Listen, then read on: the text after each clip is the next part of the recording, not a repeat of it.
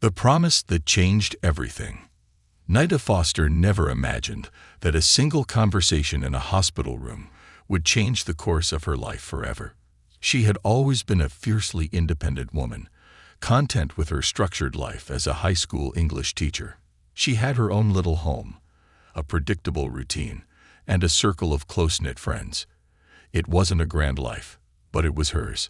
But all of that changed the day her best friend Elisa called her to the hospital. The walls of the hospital room were a stark white, the kind that made everything feel colder than it already was. Machines beat steadily, providing a cruel contrast to the fragility of the woman lying in the hospital bed. Elisa, once full of life, now looked impossibly small against the crisp white sheets. The illness had stolen the color from her cheeks, her body frail, her voice barely more than a whisper. Nida swallowed the lump in her throat as she sat beside her best friend, forcing a smile that neither of them believed. "You're going to beat this, Elisa," she said, reaching for her friend's hand. "We'll get you through this, just like always." Elisa exhaled softly, her fingers weakly gripping Nida's. "Nida, I need to ask you something." "Anything," Nida assured her immediately. Tears welled in Elisa's eyes. "My children. I need you to take care of them." The words hit Nida like a freight train. The breath was sucked from her lungs, her mind struggling to process what had just been said. She blinked rapidly. "Elisa, that's a big..." "I know." Elisa's voice cracked. "I know, Nida, but there's no one else. Their father, he's gone. My family can't take them. You're the only person I trust to love them like I do." Nida felt the weight of those words press down on her chest. She had known Elisa's situation was bad. She had visited her regularly, held her hand through the pain, and tried to stay optimistic. But this made everything too real. She tried to steady her breathing. "Elisa, I love your kids. You know I do. But five children. I don't even have kids of my own. I wouldn't know the first thing about being a mother." Elisa gave a weak smile, her fingers trembling as they held onto Nida's. "That's where you're wrong. You already love them, Nida. That's the most important part." Nida's mind raced. Her life wasn't set up for this. She had a small 2-bedroom home, a modest salary, and no experience raising children. The responsibility was overwhelming, terrifying even. Tears welled in Elisa's eyes as she reached out, her voice cracking. "Please, Nida, I need to know they'll be okay before I go. I need to know they'll have a home, that they'll be loved." Something inside Nida shattered at those words. She looked at her best friend, a woman who had been her rock for so many years, now looking at her with desperate, pleading eyes. How could she say no? With a deep, trembling breath, she squeezed Elisa's hand. "Okay," she whispered. "I promise." Elisa let out a soft, relieved sigh, and for the first time in weeks, she seemed at peace. The next day, she was gone. The funeral was a blur of tears and grief. The children, Johnny, the eldest at just 5 years old, the 4-year-old twins, Sam and Max, 2-year-old Lily, and baby Daisy, were inconsolable. They clung to each other, their tiny bodies shaking with sobs as they tried to process the fact that their mother wasn't coming back. Nida felt a deep sense of panic settle in her chest as she looked at them. She had promised Elisa she would take care of them. But now that the moment had arrived, doubt crept in. What if she wasn't enough? What if she failed them? Johnny, the eldest, stood beside her, his small hand gripping the hem of her coat. His big brown eyes, so much like his mother's, were filled with confusion and fear. "Where's Mommy?" he asked, his voice trembling. Nida swallowed back her tears. She knelt down to his level, placing a gentle hand on his shoulder. "Mommy's in heaven now, sweetheart," she whispered. "But she loved you so much, and she asked me to take care of you and your brothers and sisters." Johnny's lip quivered, but he nodded bravely, his tiny shoulders squared as though trying to be strong.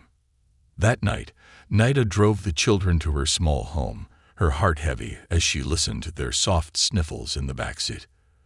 The car was packed with hastily gathered bags of their belongings, but no amount of toys or clothes could replace what they had lost. When they arrived, chaos unfolded. Lily, too young to fully understand, cried uncontrollably, wailing for her mother. The twins, overwhelmed by the unfamiliar surroundings, clung to each other, their small bodies trembling. Baby Daisy refused to sleep, her tiny fists pounding against the crib in protest. Johnny sat quietly in the corner of the living room, hugging a framed photo of Elisa. He didn't cry, didn't speak, just sat there, lost in a world of grief. Nida was exhausted, overwhelmed, and terrified. She had never felt more inadequate in her life. By the time she finally got the children to sleep, she collapsed onto the couch, staring at the ceiling with tears slipping silently down her cheeks. How was she going to do this? She had no husband, no children of her own, no guidebook on how to suddenly become a mother of 5 grieving children. She had promised Elisa she would take care of them, but was love enough? As she lay there in the dark, listening to the sound of the children breathing softly in the next room, she realized something. She couldn't fail them. She wouldn't. They had already lost one mother. They weren't going to lose another. Taking a deep breath, she wiped away her tears and sat up. Tomorrow, she would figure it out. Tomorrow, she would start learning how to be the mother they needed. And she would keep the promise she had made, no matter what it took. A new life, a new struggle. The sun rose on Nida Foster's first full day as a mother of 5. She barely slept, her mind too full of worries. Every noise, every whimper from the children's room had sent her bolting upright in bed. But now, as she stood in the doorway watching them sleep, a strange feeling settled in her chest. It wasn't regret. It wasn't fear. It was the terrifying weight of responsibility. The day before had been nothing short of chaos. The children had been frightened, restless, confused. And Nida, who had never raised children, let alone 5 grieving ones, had felt completely out of her depth. But she had promised Elisa, and Nida Foster never broke a promise. The first morning, the house was silent except for the soft snores of little Daisy, curled up in her crib. Johnny, ever the responsible one at just 5 years old, had tucked himself under the blanket neatly, his small hands still clutching a photo of his mother. The twins, Sam and Max, were tangled up together in a pile of limbs, their identical faces peaceful in sleep. Lily, the 2-year-old, had somehow managed to kick off her blanket and now sprawled across the tiny bed. Nida exhaled slowly. This was real. This was her life now. Tiptoeing to the kitchen, she tried to think of how to make the morning easier. Coffee, definitely. And breakfast. Kids needed breakfast, right? Pancakes. Yes, everyone liked pancakes. She moved on autopilot, mixing flour and eggs, her mind racing. She needed to get them all settled, maybe put some kind of routine in place. They'd need daycare, school arrangements. She had no idea where to even begin. A sleepy voice pulled her out of her thoughts. Aunt Nida. She turned to see Johnny standing in the doorway, his small frame dwarfed by his oversized pajamas. His hair was messy, and his face was still swollen from sleep. Hey, sweetheart, Nida said gently. Did you sleep okay? Johnny nodded but didn't say anything. Instead, he watched her intently. Nida smiled, trying to ease his nerves. I'm making pancakes. Your mom used to make those, right?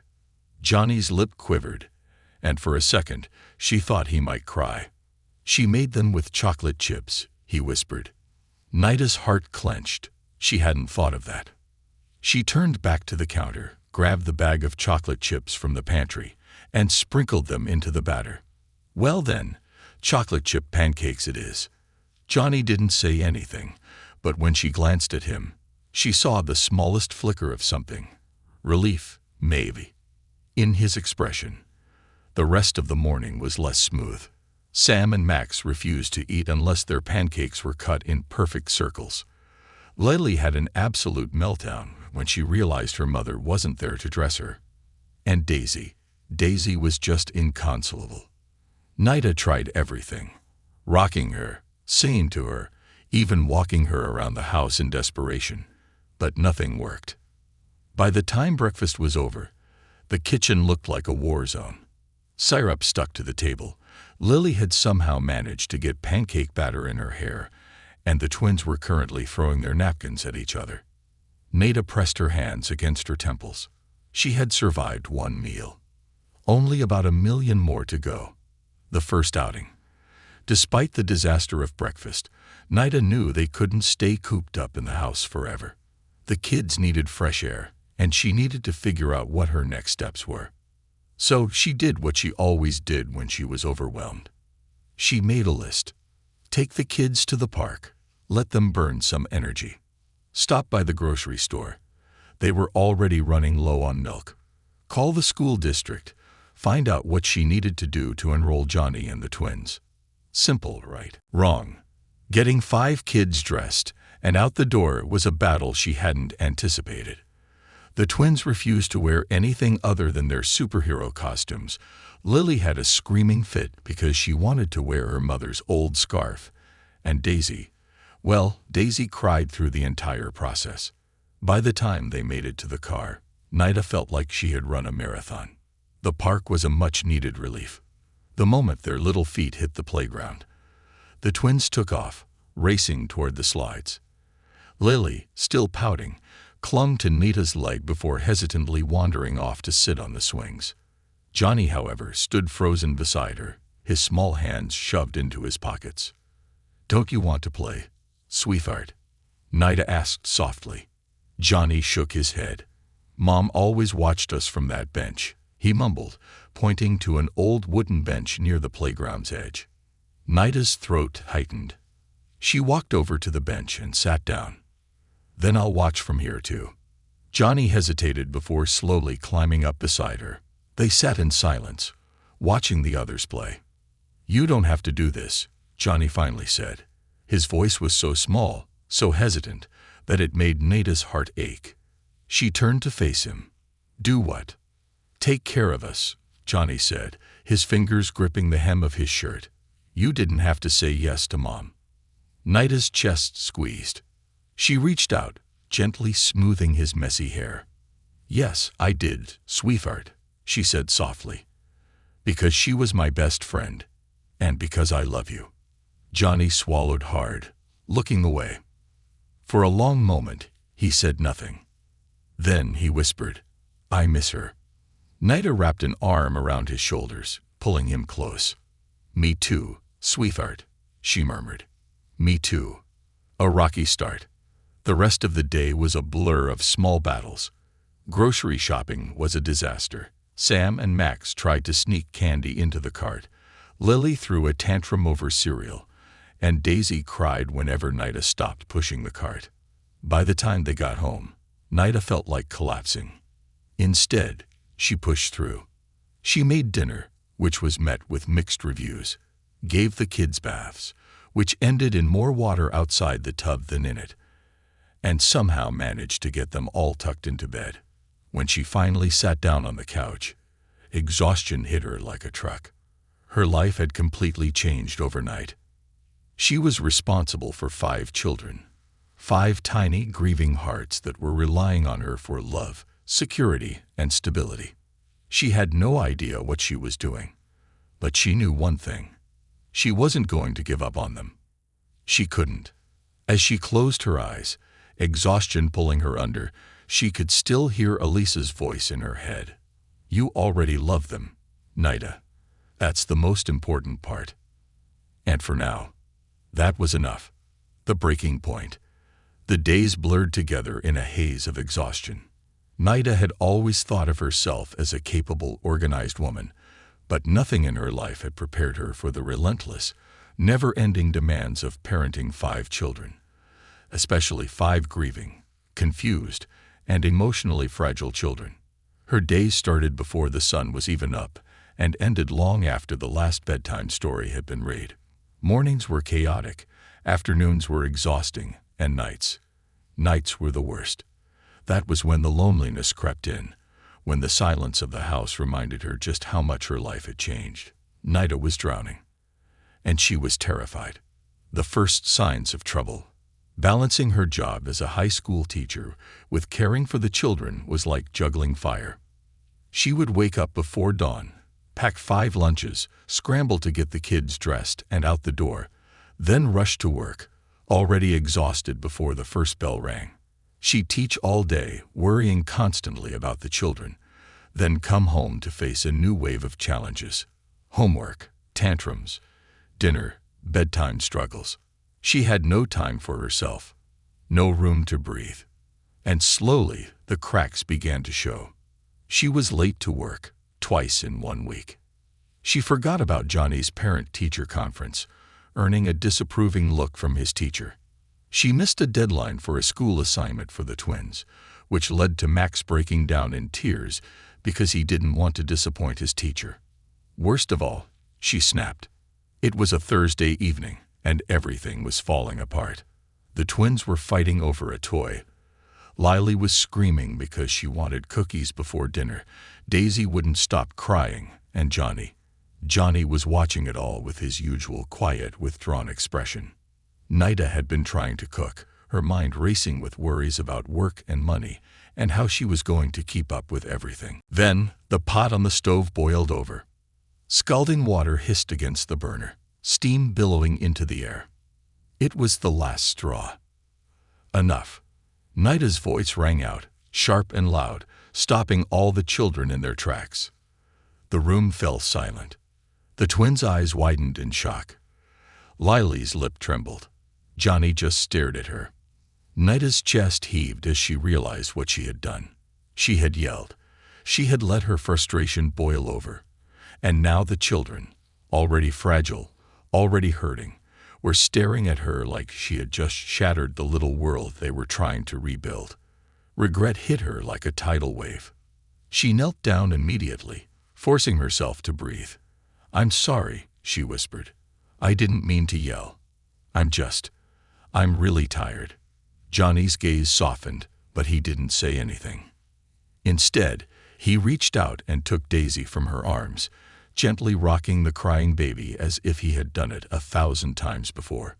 The sight made Nida's heart ache. Johnny was only 5. He shouldn't have to do this. None of them should have to carry this much weight, and neither should she. A difficult decision. That night, after the children were asleep, Nida sat in the kitchen with her head in her hands.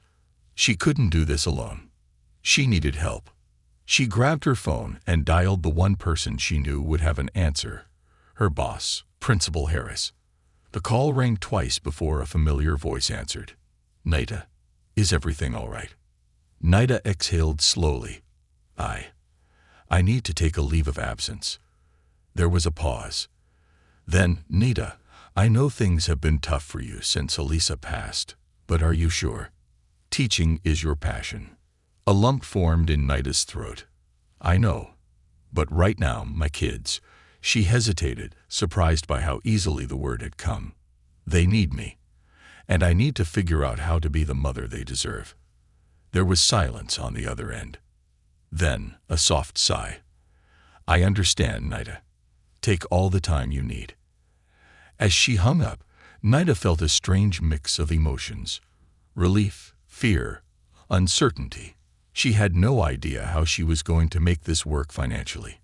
But for the first time since bringing the children home, she felt like she was taking a step in the right direction, adjusting to a new routine. The first few days of being home full-time were eye-opening. Without work to distract her, Nida was forced to face the full reality of her situation. The children's grief was still very raw. Johnny was still withdrawn, taking on too much responsibility for his young age. The twins constantly fought, acting out in ways she hadn't expected. Lily was unpredictable, her emotions swinging wildly. And Daisy cried almost every night. But without the stress of work hanging over her, Nida finally had the time to really see what was happening. She started reading parenting books, researching child psychology, and reaching out to support groups. She even found a therapist who specialized in childhood trauma and grief. Slowly, small changes started to happen. She set up a routine. Every morning, they had breakfast together. No rush, no chaos. She introduced mommy and me time, one-on-one time with each child so they could feel heard and loved. She turned the spare bedroom into a playroom filled with soft pillows, books, and art supplies, a safe space where the children could express their emotions. And most importantly, she started talking to them. Really talking to them. At first, Johnny resisted. He didn't want to talk about his feelings. But one night, as she sat beside him while he held onto his mother's picture, he finally broke. "I miss her so much," he whispered. Nida pulled him close. "I know, sweetheart. I miss her too." The walls he had built around himself cracked just a little that night. And from then on, things began to shift. The first signs of healing.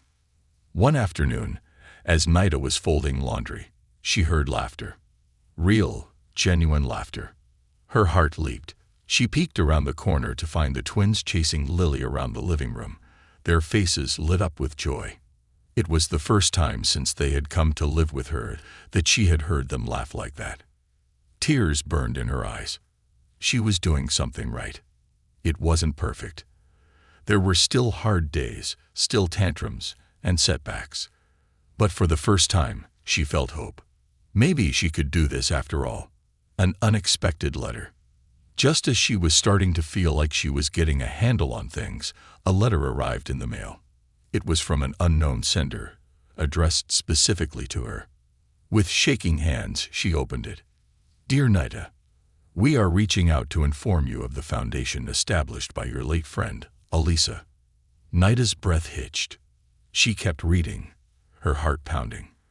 Elisa had set up a fund, a financial safety net to ensure that her children were cared for. There was money, enough to keep them afloat, enough to make sure the children had everything they needed. Tears streamed down Nida's face as she clutched the letter to her chest. Elisa had thought of everything. And for the first time since taking the children in, Nida felt something other than fear. She felt hope. Rebuilding a family. For the first time since taking in Elisa's children, Nida Foster felt like she could finally breathe. The letter had been nothing short of a miracle. Elisa, even in her final days, had been thinking ahead, planning for her children's future, ensuring they would never go without. The financial support from the foundation meant that Nida didn't have to worry about how she was going to keep the lights on, how she was going to afford clothes and school supplies, or whether she would have to go back to work before the children were ready. But money wasn't the biggest relief. It was the realization that Elisa had believed in her.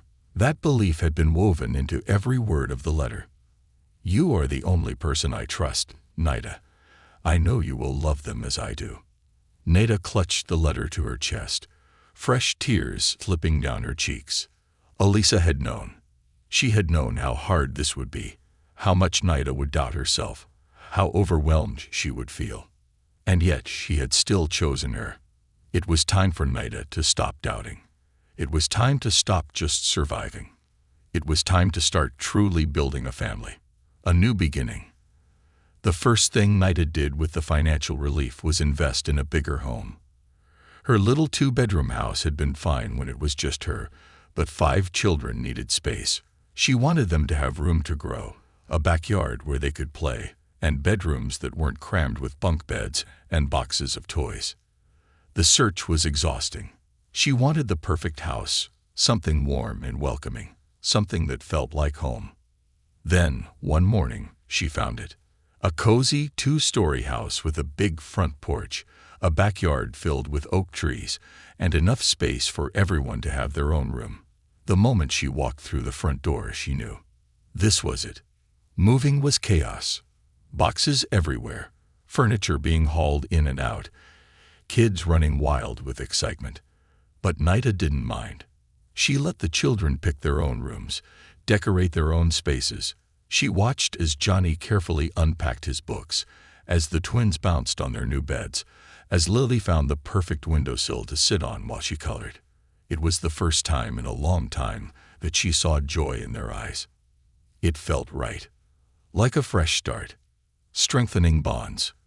With the stress of money and space lifted, Nida was able to focus on something more important, building deeper connections with the children.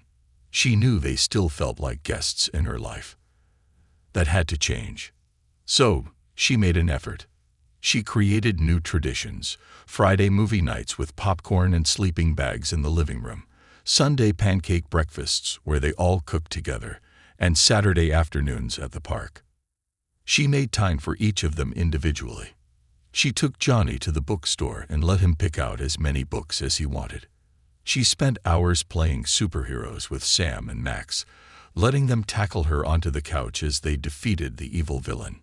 She sat with Lily in her new reading nook, listening as the little girl told stories about princesses and talking animals. She held Daisy in her arms every night, humming lullabies, until she finally drifted to sleep. Slowly, the walls between them started to come down. One night, as she tucked Johnny into bed, he hesitated before speaking. "Aunt Nida." "Yes, sweetheart." He fidgeted with his blanket. "You don't have to do all this, you know." Nida felt her heart squeeze. She reached out, brushing his hair back gently. "Do what?" "Try so hard." His voice was small. "We're not really your kids." Nida inhaled sharply. For a moment, she wasn't sure how to respond.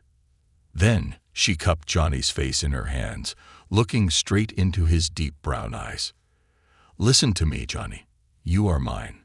You and your brothers and sisters, you're my family now. I don't care what anyone says. I love you just as much as if you were my own." Johnny swallowed, his eyes shining with unshed tears. "You promise?" he whispered. Nida felt a lump rise in her throat. She kissed his forehead. "I promise, sweetheart." That night, Johnny slept with a peaceful expression on his face.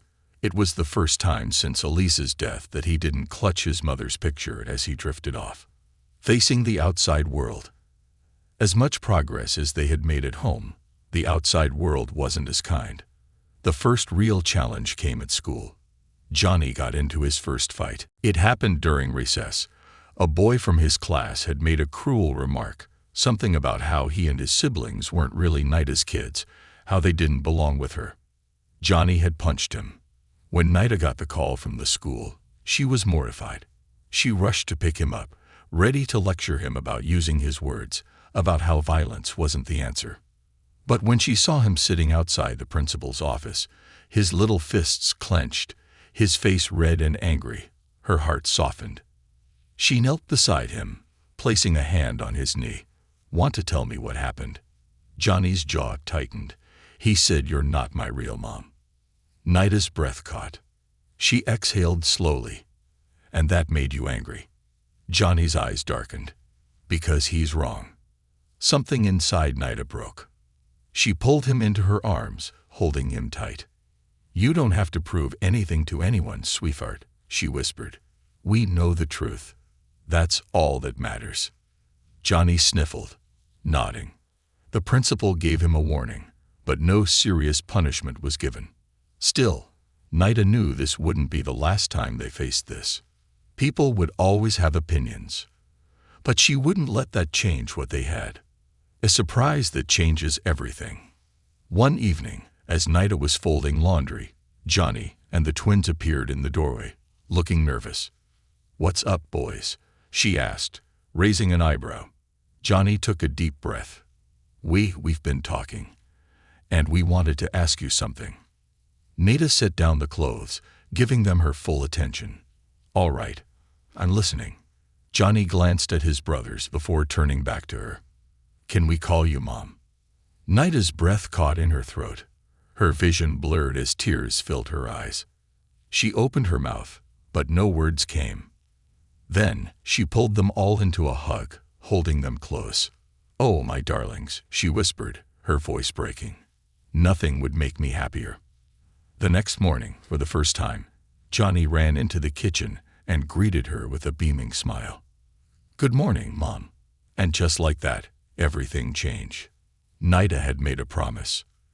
And now she knew she had truly kept it. They weren't just a group of people living under the same roof. They were a family.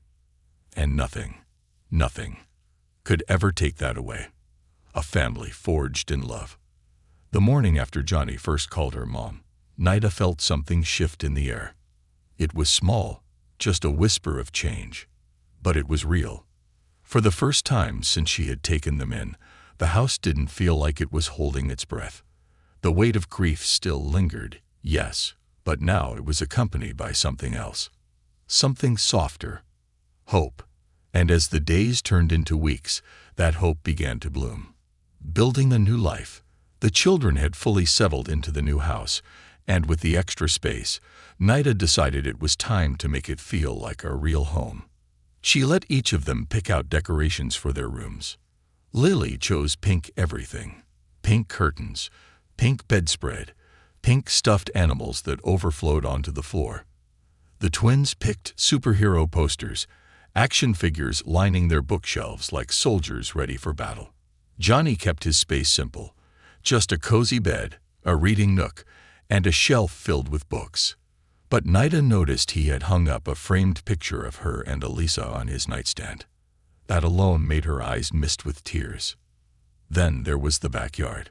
The house had come with a patchy, unkempt yard that had little more than weeds and dirt. But Nida saw potential. So one Saturday morning, she gathered the children. "We're going to make this our special project," she announced. Max frowned. "You mean, like, a chore?" "Nope," Nida grinned. "Like a garden. Our own family garden." Lily clapped her hands. "Can we plant flowers?" Johnny, ever the thoughtful one, tilted his head. "Can we grow food?" Nida ruffled his hair. Yes and yes. So they did. For weeks they dug, planted, and watered. They learned together about soil, about patience, about how sometimes things take time to grow, but when they do, they're worth the wait. And when the first green sprouts peeked through the dirt, the excitement in their eyes was enough to make Nida's heart nearly burst. It was more than just a garden. It was a symbol of their family. They had been broken, buried in grief. But now, they were growing. The growing pains of family. Of course, not everything was perfect. Healing was messy. And raising 5 kids, especially ones carrying so much loss, was far from easy. There were tantrums, fights, tears. Some days, it felt like 2 steps forward, 3 steps back.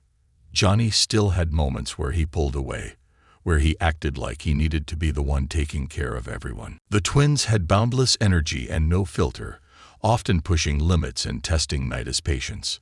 Lily was emotional, prone to breakdowns when things didn't go her way.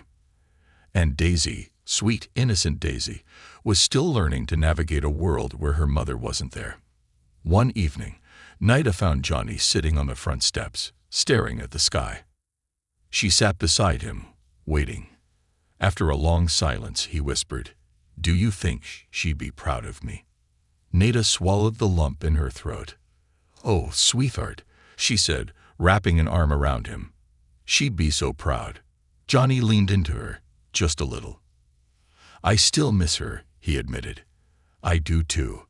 They sat in silence, watching the stars. Grief didn't just disappear, but love made it bearable. An unexpected setback. Just when Nida thought things were finally settling, life threw another curveball. It happened on an ordinary Tuesday afternoon.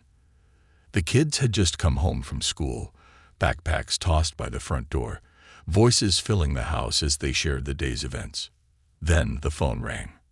Nida picked up, expecting it to be another school update, or maybe a friend checking in. Instead, she was met with a voice she hadn't heard in years. "Ms. Foster." Her stomach dropped. "Yes. This is Linda Parker from Child Services."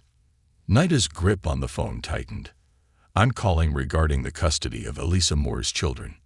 Ice filled her veins. Custody? They were her children now. She had raised them, loved them, built a life for them. And now someone was questioning that. "I'm sorry, but I don't understand," Nida said carefully. I have full guardianship. Linda cleared her throat. Yes, but there's been a legal inquiry. A distant relative has come forward, claiming they have rights to the children. Nida's world spun. A relative? Where had they been all this time? Why now? Who? She managed to ask.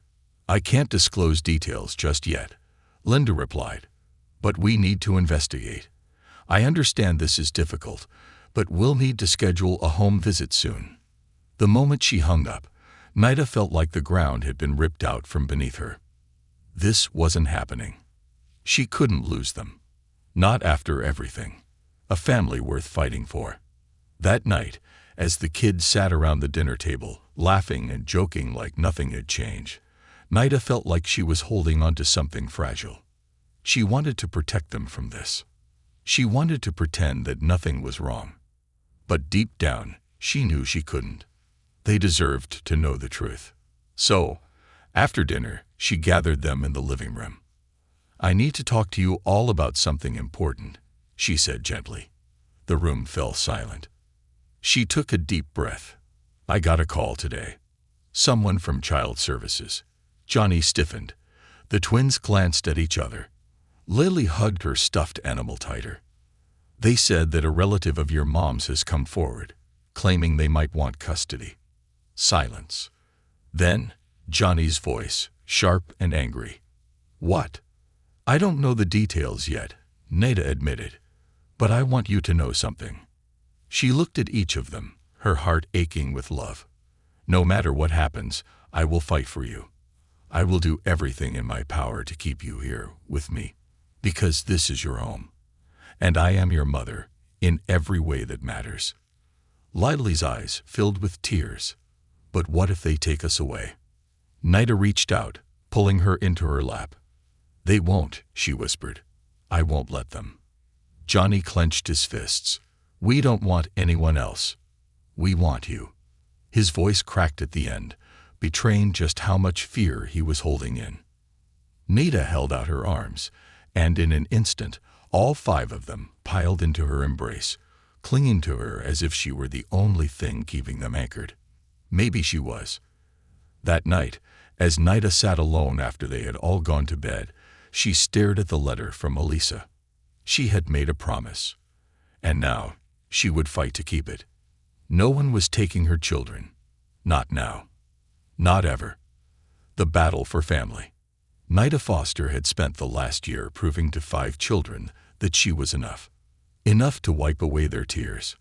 Enough to calm their fears. Enough to be their mother, even if she hadn't given birth to them. But now she had to prove it to a court. Because someone out there, some unknown relative who had never once been in these children's lives, had decided they suddenly wanted a claim. And that terrified her more than anything. The unknown threat. The day after the phone call from Child Services, Nida found herself in a lawyer's office, gripping a cup of untouched coffee, her mind racing. Across from her sat David Langley, a well-respected family attorney.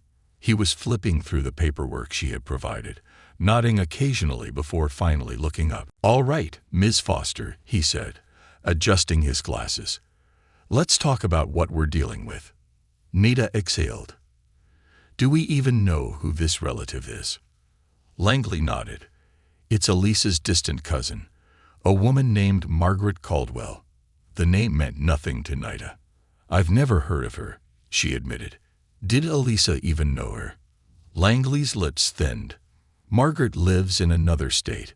She never had a relationship with Elisa, but she's claiming that she only recently found out about her passing and believes family should stay with family. Anger flared in Nida's chest. Where was she when Elisa was dying? Where was she when these kids were grieving, crying themselves to sleep at night? Where was she when they needed someone? Langley gave her a sympathetic look. I understand, Ms. Foster, but courts tend to favor biological relatives, especially in contested guardianship cases. If Margaret can prove she's fit and has the financial means, the judge might consider her claims seriously. Nida's hands clenched into fists. They're my children, she said through gritted teeth. I've raised them. I've loved them. I've given them a home. Langley nodded. And that's what we're going to fight for. Breaking the news. That evening after dinner, Nida sat the children down in the living room. She had debated whether to tell them everything, but she had promised herself no more secrets. So she took a deep breath and faced them. I need you all to listen carefully, she said gently. 5 pairs of eyes, wide, wary, afraid, looked at her. Someone, a relative of your mom's, has decided they want custody of you. The room fell silent. Then, what? Johnny shot to his feet, his hands clenched into fists. No, we don't even know them. We're not going anywhere. The twins exchanged anxious glances. Lily clung to her stuffed animal. Daisy, too young to fully understand, looked at Johnny and mimicked his angry face. No go, she declared. Nida's heart clenched. She reached out, pulling Johnny into a hug. He was stiff at first, then slowly melted into her embrace, his shoulders shaking. You're mine, Nida whispered fiercely, and I'm not going to let anyone take you away. I promise you that. Lily's lip trembled. But what if they make us go? Nida swallowed the lump in her throat. We're going to fight this. Together. Preparing for battle. In the weeks that followed, everything became a whirlwind of legal battles, home visits, and emotional exhaustion. Margaret Caldwell had money, something Nida didn't have much of, despite the financial support Elisa had left behind. She also had a legal team determined to prove that blood ties mattered more than bonds of love. Child Services came to inspect Nida's home. The social worker was polite but meticulous, taking notes on everything, from how clean the house was to how the children interacted with Nida. At one point, she sat down with Johnny alone. You like living here? She asked gently. Johnny frowned. This is my home. But you understand that Margaret Caldwell is your mother's cousin. She's family, too. Johnny's expression darkened. Family isn't just blood. Family is who's there. The social worker smiled softly. That's a very grown-up answer. The interview continued, and by the end of it, Johnny stormed into the kitchen, slamming his backpack on the counter. They asked if we'd be okay with moving. He growled. Like we're some lost puppies they can just give away. Nida reached for him, but he pulled back, his fists clenched. I don't want to leave, he whispered. You won't, Nida vowed. But she was scared. Because deep down, she knew courts didn't always care about love. The day in court, the courtroom was cold, sterile, unforgiving. Margaret Caldwell sat on the other side, her expensive suit crisp, her face unreadable. Nida didn't know what she had expected, some cruel, selfish woman. Instead, Margaret looked composed, as if she truly believed she was doing the right thing. That scared Nida more than anything. The judge listened patiently as both sides made their arguments. Margaret's lawyer spoke of financial stability, of the importance of keeping children within their biological family. Then it was Nida's turn. She stood, her heart hammering in her chest. Your Honor, I won't pretend to be perfect, she admitted. I was never planning to be a mother of 5, but I made a promise. And these children, they're not just obligations to me. They are my heart, my family. She turned, looking at them. Her kids, sitting together, their faces pale with fear. I have been there for every nightmare, every scraped knee, every lost tooth. I have held them when they cried. I have celebrated their victories, comforted them in their losses. I love them. She took a shaky breath. And if that's not enough to be their mother, then I don't know what is. The room was silent. Then the judge spoke. Ms. Foster, would the children like to speak for themselves? Nida's breath caught. Johnny stood immediately. He walked to the front, his small hands balled into fists. You want to know where my family is? He said, his voice steady but full of emotion. It's her. He pointed at Nida. She's the one who stayed. She's the one who loves us. I don't care about blood. I care about who's there when I need them. The twins followed. Then Lily. Even little Daisy, who didn't fully understand, clung to Nita's leg and said, "Mommy." Nita's breath hitched. The judge watched the scene unfold, then nodded. "After reviewing all the evidence, I believe the best interest of the children is to remain with Ms. Foster," she declared. Nita gasped. She barely registered the rest of the words, the legal jargon, the finalization of custody. All she knew was that when she turned, Johnny launched himself into her arms, and the others followed, wrapping themselves around her in a tangle of limbs and love. They had won. She had won. Her family was staying right where they belonged. Home. Forever. That night, back home, they made a bonfire in the backyard. Just the six of them. Lily roasted marshmallows. The twins chased each other around. Daisy sat in Nita's lap, her tiny arms around her neck. Johnny leaned against her side. "I told you we weren't going anywhere." Nita smiled, pressing a kiss to his forehead. "You were right, sweetheart." And for the first time in a long time, she felt completely, utterly at peace. They were hers. Forever. A love that comes full circle. Years had passed since that terrifying day in court. Nita Foster had fought for her children and won. She had raised them, guided them, and watched them grow into incredible young people. Now, as she stood in her quiet kitchen, staring at the family photo on the wall, she realized how quickly time had slipped through her fingers. The house, once filled with chaos and the constant pitter-patter of small feet, was quieter these days. But it was still home. And her children, her 5 children, were still her world. A house full of memories. The house had changed over the years. The once pristine walls were now decorated with framed photos and messy handprints from long-forgotten art projects. The backyard garden, which had started as a small family project, had flourished into a beautiful space filled with vibrant flowers, fresh vegetables, and a wooden bench where Nita often sat with a book and a cup of tea. It was here that she found herself on a late spring afternoon, basking in the warmth of the sun when her phone rang. She smiled when she saw the name on the screen. "Johnny," she answered. "How's my favorite college graduate?" A chuckle. "You say that like I wasn't stressed out of my mind last week." She laughed. "That's what finals are for, sweetheart. But I told you, you'd get through it." There was a pause. "Hey, Mom." Nita's heart still fluttered at that word. Even after all these years, it never failed to fill her with warmth. "Yes, honey." "Can you come to dinner tomorrow night? The whole family is getting together. It's important." Nita's brow furrowed. "Of course. What's the occasion?" "You'll see," Johnny said, his voice teasing. And just like that, he hung up. A family reunion. The next evening, Nita drove to the restaurant, a small smile playing on her lips. It had been a long time since all of them had been together under one roof.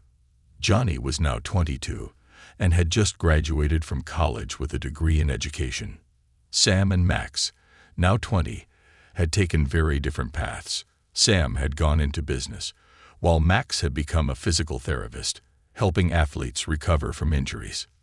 Lily, now 18, was about to start college to pursue art therapy, and Daisy, at 16, was still in high school but already talking about becoming a musician. They had all grown so much. But to Nita, they would always be her babies. As she stepped inside, she was met with the warm sounds of laughter and conversation. "Mom," Lily squealed, rushing over to hug her. "Hey, Mom," Sam greeted, giving her a quick peck on the cheek. Max grinned. "You look great." Daisy practically jumped into her arms. "We missed you." Nita's heart swelled. And then she saw Johnny standing at the head of the table, a nervous but excited smile on his face. He tapped a spoon against his glass. "All right, everyone, settle down. We have something important to say. A life-changing surprise." Nita sat down, curiosity bubbling inside her. "Mom," Johnny began, his voice unusually serious. "You've always said that we changed your life. Nida smiled softly. You did. He nodded. Well, what you don't realize is that you changed ours in ways we can never repay. Her heart ached at the emotion in his voice. You fought for us. You gave up your career for us. You built a home, a life, everything, just so we could be loved and safe. Johnny continued, his voice thick with emotion. The others nodded. Lily wiped at her eyes. You never once made us feel like we weren't yours. You chose us, Mom, every single day. Daisy, still young but wise beyond her years, whispered, and now, we're choosing you. Nida's brows furrowed. What do you mean? Johnny reached into his pocket and pulled out an envelope. He slid it across the table. With shaking hands, Nida opened it and gasped. Inside was a deed. Her name was on it. The words PAID and FUL were stamped in bold letters at the bottom. Tears filled her eyes. What is this? Max grinned. It's our way of saying thank you. Sam leaned forward. Mom, we bought you a house. Her breath caught. A vacation house, Johnny clarified with a laugh. Somewhere quiet. Somewhere just for you. Lily reached for her hand. You gave up so much for us. We wanted to give something back. Daisy nodded. You deserve this. Nida couldn't stop the tears from spilling down her cheeks. Oh, my darlings, she whispered. She looked at them, all 5 of them, grown and thriving, their eyes filled with nothing but love. She had never wanted repayment. She had never expected anything in return. She had only ever wanted to love them. But this was proof that she had done something right, that all those late nights, all those sacrifices, all those hard moments had led to this. A family. Her family. And no matter where life took them, no matter how far they went, she knew, deep in her soul, that they would always, always come back to each other. Because love like this, it was forever. Epilogue. A legacy of love. A year later, Nida sat on the porch of her vacation home, watching the waves roll in. The house was small, cozy, perfect. The kids visited often. Johnny brought books. Lily painted on the deck. The twins wrestled on the beach, and Daisy played her guitar under the stars. And every time they left, they promised to come back. Because no matter where they went, this was home. Just like Nida had always been home for them. She held a cup of tea in her hands, smiling as she watched the sunset. She had started this journey as a woman thrown into motherhood by a promise. Now she was something else entirely. A mother, a grandmother someday. A woman whose love had created something so much bigger than she had ever imagined. A legacy. A family. And that was more than enough. It was everything.